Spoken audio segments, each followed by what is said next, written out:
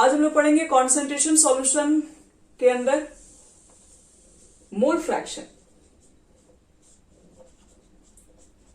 Mole fraction को समझेंगे। Mole fraction क्या होता है, चलो सब लोग हेडिंग कर लो बच्चे लोग। मोल फ्रैक्शन, देखो मोल फ्रैक्शन होगा क्या, शॉर्ट में एक लाइन की डेफिनेशन है, the ratio of moles of one component, the ratio of moles of one component to the total moles of mixture, total moles of mixture। बस इतना ही है, यानी कि मुझे बस इतना ही बोलना है, the ratio of moles of one component to the total moles of mixture. मतलब जैसे मान लो कि आपके पास एक सॉल्यूशन है सपोज, और एक सॉल्यूशन अगर होगा तो उसमें हम लोग बाइनरी सॉल्यूशन कंसीडर कर रहे हैं, तो बाइनरी के अंदर तो दो कंपोनेंट तो आपको मिल ही जाएंगे, जिसमें से हम लोग एक को सॉल्यूट बोलते हैं, दूसरा कंपोनेंट आपके पास हो जाएगा सॉल्वेंट। अगर हम आपसे पूछे कि मुझे मोल फ्रैक्शन बताओ सॉल्यूट का, तो देखो मोल फ्रैक्शन का मतलब क्या है, पहले तो याद रखना मोल फ्रैक्शन को एक्स से इंडिकेट करते हैं। अगर आपको मोल फ्रैक्शन सॉल्यूट के लिए कैलकुलेट करना है तो मोल फ्रैक्शन का डेफिनेशन है द रेशियो ऑफ, आपको रेशियो निकालना है, किसका रेशियो, तो moles of the one component. मतलब आपको जिसका मोल फ्रैक्शन चाहिए उसके मोल्स को आप ऊपर रख दीजिए। अगर आपको सॉल्यूट का मोल फ्रैक्शन निकालना है तो सॉल्यूट के मोल्स को आप ऊपर रख दो, यानी कि हम इसको मोल्स यहां लिख दे रहे हैं, पहले वर्ड में लिख दे रहे हैं, फिर उसके बाद उसको शॉर्टकट यूज कर लेंगे, तो बोलेंगे मोल्स ऑफ सॉल्यूट। रेशियो लेना है, किसका रेशियो लेना है, जिस कंपोनेंट का आपको मोल फ्रैक्शन निकालना है उसका रेशियो चाहिए होता है। तो आपको मोल फ्रैक्शन सॉल्यूट का चाहिए, तो मोल्स ऑफ सॉल्यूट को ऊपर पुट कर दो, टू द बटे में क्या रखना है, total moles of mixture. Total moles of mixture का मतलब है कि सॉल्यूशन में जितने कंपोनेंट प्रेजेंट है वो सबका मोल्स ले लीजिए। तो मेरे पास सॉल्यूशन में दो कंपोनेंट प्रेजेंट है, एक सॉल्यूट है और दूसरा सॉल्वेंट है, तो मुझे सॉल्यूट के मोल्स चाहिए होंगे, सॉल्वेंट के मोल्स चाहिए होंगे, और टोटल उनका मिक्सचर चाहिए, मतलब दोनों को ऐड कर लेंगे। यानी कि हम लोग बोल सकते हैं यहां पर moles of solute plus moles of solvent, तभी तो मोल्स ऑफ मिक्सचर बनेगा। बस खत्म, बस इतना ही होता है बच्चे लोग, इसमें कुछ बहुत ज्यादा खास लिख सकते हो, बिल्कुल लिख सकते हो, मोल्स ऑफ सॉल्यूशन भी आप लिख सकते हैं, लेकिन आप जब सॉल्व करने जाएंगे तो सॉल्यूशन के बदले में तो सॉल्यूट सॉल्वेंट के मोल्स को ही लेके ऐड करेंगे। अब देखो, तो अगर आपसे हम पूछे कि बताओ कि मोल फ्रैक्शन ऑफ सॉल्वेंट कितना होगा, क्या बोलिएगा,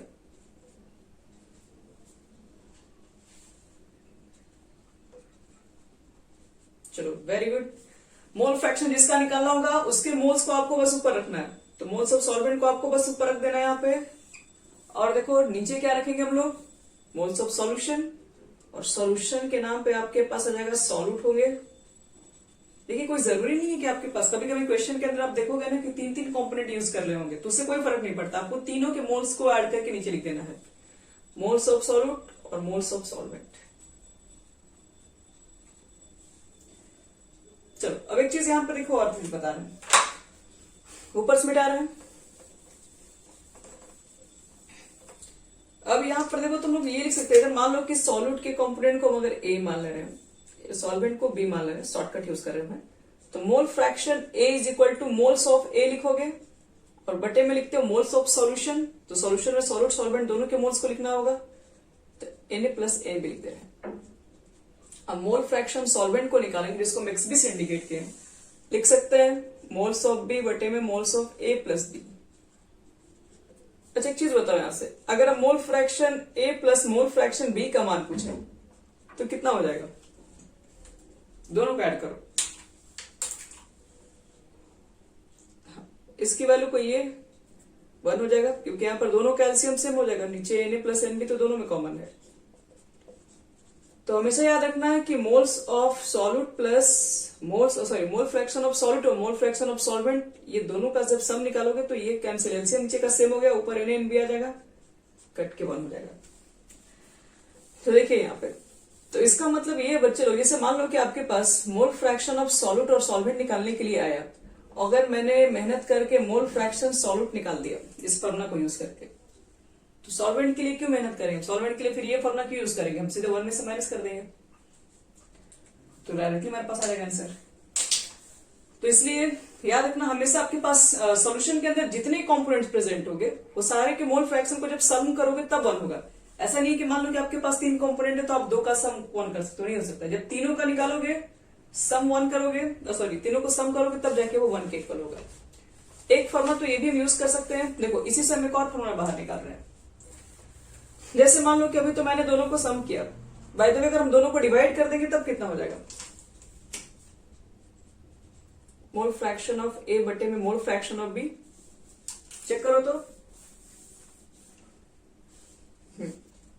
तो ये जब दोनों को डिवाइड, तो यानी मोल फ्रैक्शन ऑफ ए यानी मोल फ्रैक्शन ऑफ सॉल्वेंट बटे में मोल फ्रैक्शन ऑफ सॉल्वेंट, तो ये भी हमारा एक फॉर्मूला होगा। हमारे रिक्वायरमेंट के अनुसार क्वेश्चन के अकॉर्डिंग हमको देखना पड़ेगा कब क्वेश्चन में क्या यूज करना है। ये हो गया हमारा कुल मोल फ्रैक्शन। मोल फ्रैक्शन में कुछ इससे न्यूमेरिकल्स को भी बनाएंगे। चलो सब लोग अब क्वेश्चन लिखेंगे।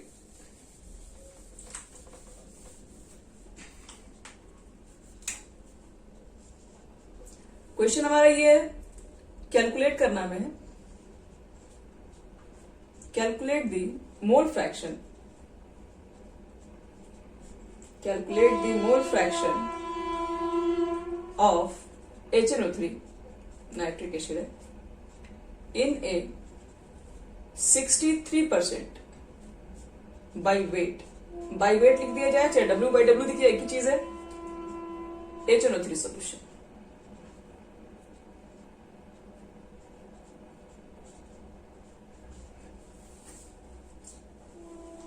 मुझे क्या करना, मोल फ्रैक्शन को कैलकुलेट करना है, और किसका? वो भी HNO3 का, जिसमें 63% बाई वेट HNO3 सॉल्यूशन है।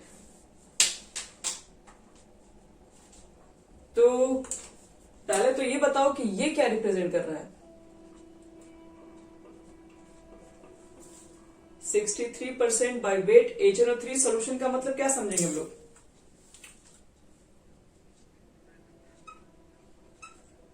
हाँ, इसका मतलब ये ना होगा 63 ग्राम HNO3,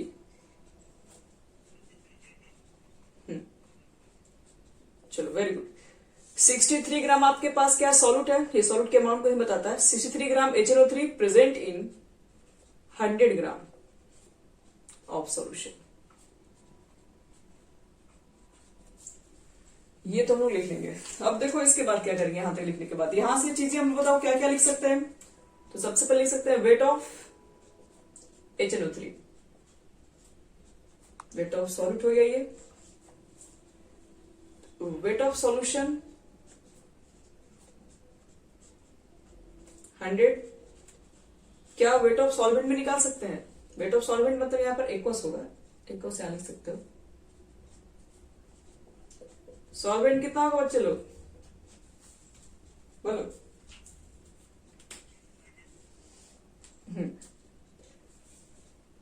37।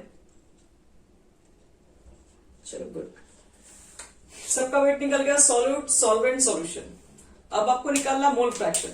मोल फ्रैक्शन में तो सबके मोल्स निकालने पड़ते हैं, तो मोल फ्रैक्शन आपको HNO3 के लिए कैलकुलेट करना है। तो मोल फ्रैक्शन को बाद में रखिएगा। आपके पास सॉल्यूट चाहिए होता है और सॉल्वेंट चाहिए होता है, और दोनों का चाहिए होगा मोल्स।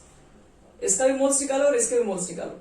तो मोल्स निकालने के लिए given mass by molar mass चाहिए होगा, तो दोनों का मोलर मास निकाल दो। Molar mass of HNO3, hydrogen का 1, नाइट्रोजन का 14, 16 into 3 48, 48 14 1, तो टोटल ऐड करने पर कितना हो जाएगा? 63। देख लो तो बच्चे लोग कितना रहता ही रहा है।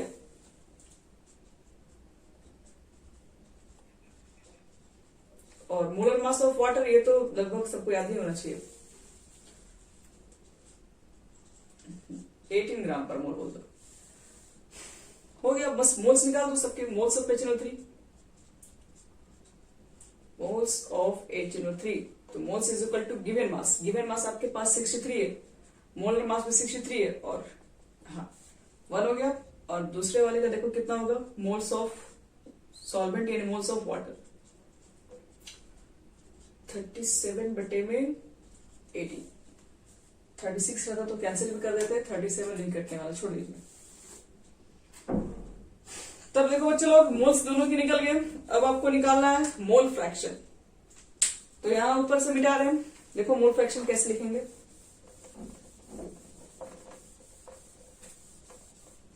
आपको निकालना है मोल फ्रैक्शन, किसका मोल फ्रैक्शन चाहिए, HNO3 का चाहिए। बताओ तो इसके लिए कैसे लिखेंगे, फॉर्मूला कैसे सेट करेंगे। ऊपर में मोल्स HNO3, जिसके मोल फ्रैक्शन को कैलकुलेट करना है उसके मोल्स को रखते हैं ऊपर है, तो मोल्स से HNO3 ऊपर लिखोगे, नीचे क्या रखोगे, HNO3 नीचे भी रखना आपको होगा, और प्लस में वाटर भी चाहिए होगा। इसके मोल्स पता है 1, इसके भी मोल्स आपको मालूम है 1, इसका जो मोल्स आपके पास है वो 37/18 है। चलो बनाओ इसको। हाँ ये 18 ले लोगे प्लस 37, 18 चला जाएगा ऊपर, यानी कि 18 बटे में 55, और डिवाइड कर देंगे इसको तो शायद 0.327 कुछ इस तरह से ही आंसर आपका आएगा। क्योंकि मोल फ्रैक्शन निकाल रहे हैं आप, ऊपर छोटा रख रहे हो नीचे सॉल्यूशन रख रहे हो, तो जाहिर सी बात है 1 से तो कम ही आएगा, तो मोल फ्रैक्शन HNO3 हमारे यहां से कैलकुलेट हो जाएगा। अब समझ में आ गया सबको।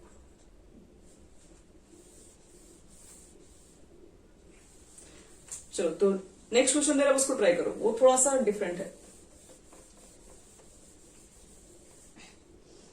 चलो बच्चे लोग सब लोग ट्राई करेंगे इसको। द मोल फ्रैक्शन ऑफ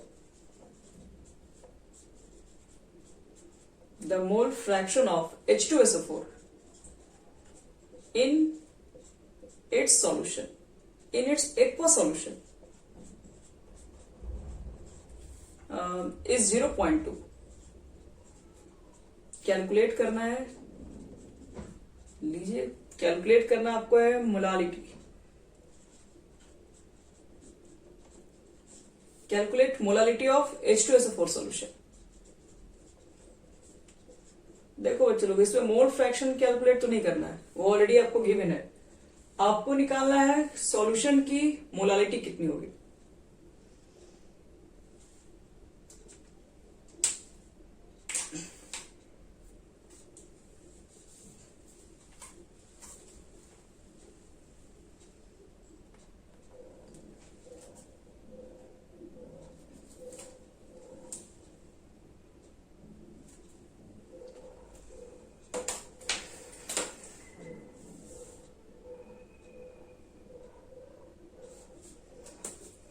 देखो बच्चे लोग इस क्वेश्चन को कैसे बनाएंगे हम लोग। मोल फ्रैक्शन आपके पास गिवन है क्वेश्चन में, चलिए मोल फ्रैक्शन किसका दिया हुआ है, H2SO4 का दिया हुआ है, 0.2 है, 25 नहीं। अच्छा एक चीज बताओ, मोल फ्रैक्शन H2SO4 का है 0.2, ये मोल फ्रैक्शन सॉल्यूट है। H2SO4 के केसेस में जो सॉल्वेंट होगा, एक वो सोल्यूशन यहां पर लिखा हुआ है, तो मोल फ्रैक्शन सॉल्वेंट कौन बता देगा, मतलब वाटर, एक्वस है तो वाटर ही होगा ना। देखो तो बच्चे लोग H2SO4 का एक्वस सॉल्यूशन है, मोल फ्रैक्शन H2SO4 का 0.2 है, तो मोल फ्रैक्शन वाटर का बोलो, दो कंपोनेंट प्रेजेंट है, मोल फ्रैक्शन दोनों का सम होगा 1, हाँ वो 0.8 होगा ना, क्योंकि आपको पता होना चाहिए, अभी कुछ देर पहले फॉर्मूला लिखे थे H2SO4 का मोल फ्रैक्शन यानी दो कंपोनेंट प्रेजेंट है तो दोनों के मोल फ्रैक्शन का सम 1 ही होगा। 0.2 पुट कर दोगे यहाँ पे, 1 में से माइनस करोगे तो मोल फ्रैक्शन वाटर 0.8 हो जाएगा। यहां तक ठीक है, सबको समझ में आ गया ये दोनों का मोल फ्रैक्शन कैसे निकला हुआ है। जो सबसे लास्ट वाला फॉर्मूला भी बताया हम, सिंस मोल फ्रैक्शन H2SO4 और बटे में डिवाइड कर दो मोल फ्रैक्शन वाटर से, बताओ तो इसका फॉर्मूला कितना था, दोनों को डिवाइड करने पे, हाँ यानी कि ठीक है, और मोल आपके पास रहेगा सॉल्यूट और बटे में मोल्स ऑफ वाटर। चलिए इसका तो वैल्यू आपको पता है दोनों का, ये दोनों को डिवाइड करने पर देखो तो कितना हो जाएगा ratio, point point cancel,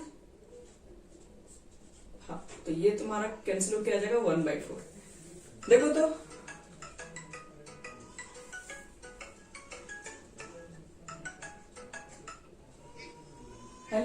hello, अच्छा हाँ बोलिए।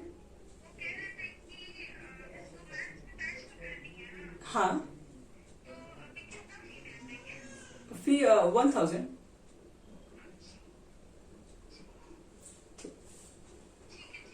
ओके ठीक, दोनों मिलाकर, हाँ ठीक।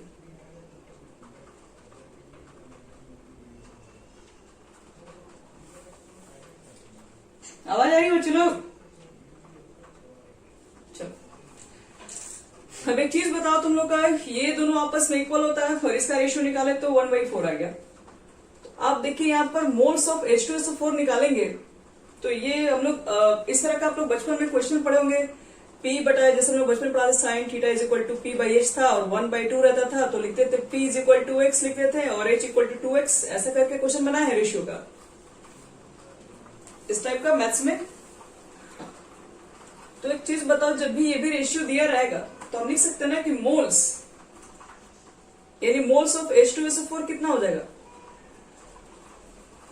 1x मान लो, जो भी है x मान लेते हैं, सिर्फ रेशियो है तो रेशियो को कुछ मानना पड़ेगा, x के टर्म में, k के टर्म में, जो भी आपको मानना मान लीजिए। और मोल्स ऑफ वाटर कितना हो जाएगा, 4x लिख दें। पहले देख लो ये बात सबको समझ में आया जो हम बोल रहे हैं, ये रेशियो लिखा हुआ, चलो आप लोग पढ़ते भी होंगे कि अगर मान लो किसी भी ट्राइंगल में तीनों साइड का अगर रेशियो दिया रहता था, हम उसको 2x 3x 5x मान के उसका सम निकाल देते हैं ऐसे। तो रेशियो को ना x वगैरह मान के बनाते हैं। रेशियो को x क्यों मानते हैं वो भी रीजन है, क्योंकि ये जो रेशियो आप डायरेक्ट नहीं बोल सकते हो कि मोल्स ऑफ H2SO4 का मान 1 होता है। क्यों? क्योंकि देखो तो ये तो इसके भी इक्वल था, आप बोल रहे ये इसके भी इक्वल है। अगर हम यहाँ पे लिख दे 3 अगर 12 भी लिख दे तब भी तो कट के 1/4 हो जाएगा, तब तो आपका वैल्यू ये भी चेंज हो जाएगा। तो इसलिए हम लोग क्या करते हैं ना, जब भी रेशियो दिया रहता है तो उसको k के टर्म में, x के टर्म में, जो भी आपको मान के बनाना बनाइए। तो मोल्स ऑफ जो H2SO4 होगा वो सिर्फ x होगा और जो मोल्स ऑफ वाटर होगा वो तुम्हारा 4x होगा। यहां तक क्लियर हो गया, समझ में आ गया सबको? देखते रहिए, जो भी डाउट होगा पूछते रहना ऐसे, ठीक है। तो अब देखो यहाँ पे दोनों के मोल्स को लिख दिए, हमें क्या चाहिए, मोलालिटी। बताओ तो मोलालिटी के लिए क्या क्या हमें, मतलब किसकी रिक्वायरमेंट है फॉर्मूला में, पहले मैं लिख ले रहे हैं, हाँ मोलालिटी। तो मुझे मोल्स चाहिए, मोल्स ऑफ सॉल्यूट चाहिए, और आपको फिर बटे में क्या चाहिए, वेट ऑफ सॉल्वेंट, और वो भी केजी में। अब देखो तो ध्यान से इसमें थोड़ा समझने की कोशिश कीजिएगा। H2SO4 x है, ये हमारे पास मोल्स ऑफ सॉल्यूट हो गया कि नहीं, देखो तो डायरेक्टली मेरे पास वैल्यू है, ये सॉल्यूट का मोल्स x पुट कर देंगे। आपको बस किसी तरीके से वेट ऑफ सॉल्वेंट के बारे में मालूम करना, वेट ऑफ सॉल्वेंट निकल जाएगा तो फिर हमारा सारा काम हो जाएगा। तो देखो वेट ऑफ सॉल्वेंट आपके पास मोल्स ऑफ सॉल्वेंट है कि नहीं, यहाँ पे, तो यहीं से देखो हम वेट ऑफ सॉल्वेंट में निकालेंगे, यहां से मिटा रहे इसको भी। तो लिख सकते हैं कि मोल्स ऑफ वाटर लिख दे रहे हैं पहले, यानी moles of solvent is equal to लिख दीजिए गिवन मास नहीं पता, उसी के लिए तुमको काम करना है, गिवन मास को छोड़ दे रहे हैं, लेकिन मोलर मास तो लिख सकते हैं ना। मोलर मास कितना हो जाएगा वाटर का, H2O का 80, और देखो तो मोल्स की जगह पर 4x पुट कर सकते हैं, इसके जगह पर 4x रखते रहे और 18 इसमें मल्टीप्लाई हो जाएगा तो आपके पास ये वेट निकल जाएगा। तो देखो तो वेट ऑफ सॉल्वेंट आपके पास कितना आ गया, 72x। तो ये हमारा फाइनल किस पे निकल गया, वेट निकल गया, मोल्स सब मालूम चल गया। मोल्स ऑफ सॉल्वेंट हमें पता है, वेट ऑफ सॉल्वेंट में मालूम चल गया हमें। अब हमको क्या निकालना है, हमको मोलालिटी निकालना है, पुट कर दीजिए। तो मोलालिटी इज इक्वल टू आपके पास होगा मोल्स ऑफ सॉल्वेंट, जो कि x आया हुआ था आपके पास, वेट ऑफ सॉल्वेंट जो कि आपके पास 72x है। और आपको यहाँ पर क्या करना होगा, आपके पास यहाँ पर जो है वो केजी में है, तो यहां से आप जो भी निकालेंगे मोल फ्रैक्शन से जो भी वेट निकला होगा वो केजी में नहीं, वो ग्राम में आप पुट करके निकालेंगे। यहाँ का जो मोल फ्रैक्शन हो तो ग्राम की वजह से होगा, तो इसलिए आपके पास ये पूरा वेट जो होगा वो ग्राम में ही होगा, उसको केजी में कन्वर्ट करने के लिए आपको ऊपर 1000 से मल्टीप्लाई करना ही पड़ेगा। और देखो यहाँ पर फाइनल आंसर कितना हमारा हो जाएगा, x x कैंसिल हो जाएगा यहां से,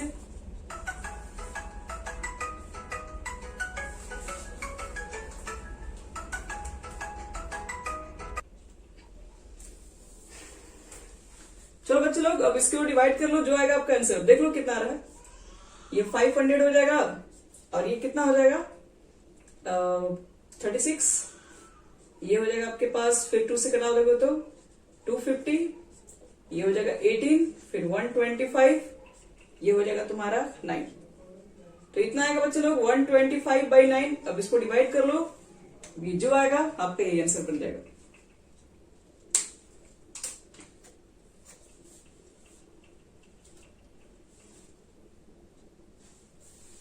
हो गया, ये सब लोग नोट कर लिए यहां तक, और सबको क्लियर समझ में आ गया ये कैसे निकला है। इसके अंदर तो इस क्वेश्चन को खुद से ट्राई करें, और हम लोग आगे पढ़ते हैं नेक्स्ट टॉपिक जो कॉन्सेंट्रेशन ऑफ सॉल्यूशंस के अंदर ही है, जिसका नाम है नॉर्मलिटी।